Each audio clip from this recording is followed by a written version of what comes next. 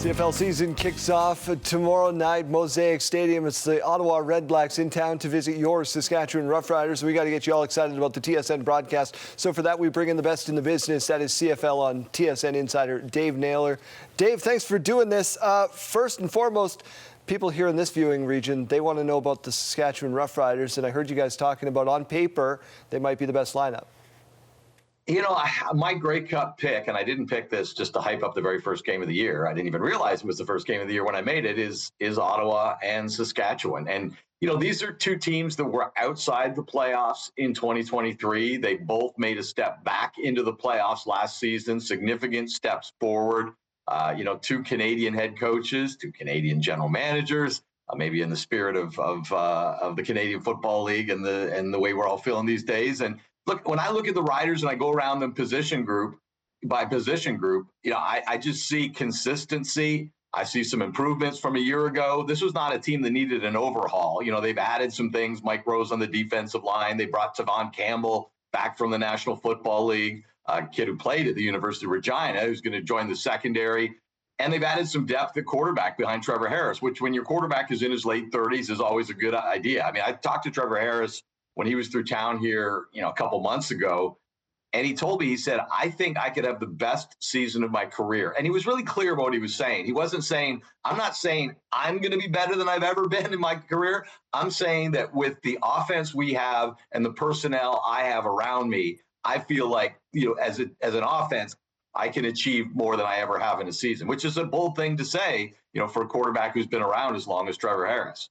At the top, you gave high praise to the opponent tomorrow night at Mosaic Stadium, the Ottawa Redblacks. Why do you feel they're going to be so good? Well, Ottawa last year, if you look at the things that held them back, there were basically three things. One, they didn't run the ball very well. And they've added William Stanback and running back from Toronto, Daniel Adeboboye, who's a Canadian. So they got a good 1-2 punch at running back. They were last in the league in rushing the football last year. They moved the ball pretty well up and down the field. They just didn't get into the end zone. They were last in touchdowns. Well, between the ground game that they've improved and adding Geno Lewis, the receiver from Edmonton, had a career high in touchdowns last season at 10. In fact, he enters this season on an 8-game touchdown streak. So they'll be looking to him when they get to the red zone. And on defense, you know, this has been a pretty good defense up front in the front seven. Where it's been is the back five. The secondary has been a real issue. You know, they've made some changes there. And maybe the most significant change, they brought in a defensive coordinator in Will Fields, who was the co-defensive coordinator of the Toronto Argonauts last year. And my colleague at TSN, Davis Sanchez, who was, you know, a longtime star in the secondary in the Canadian Football League and the first Canadian ever to start at corner in the NFL,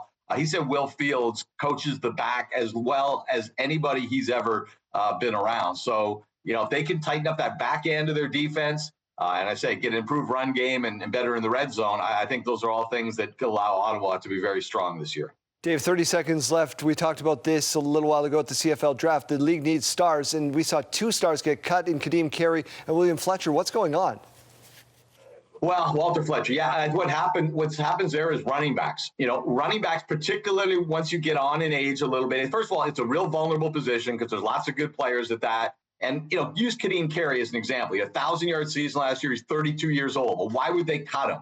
Well, they have a player named Mayan Chop Williams, who, as a junior at Ohio State, had 825 rushing yards and 14 touchdowns. He's 23 years old. Had he not had a significant knee injury in his senior season at Ohio State, he'd probably be in the NFL. He may be headed back there. So when you've got a young back of that kind of pedigree up against a 32-year-old, even somebody as consistent and accomplished as Kadeem Carey, that's where roster moves and stars get cut.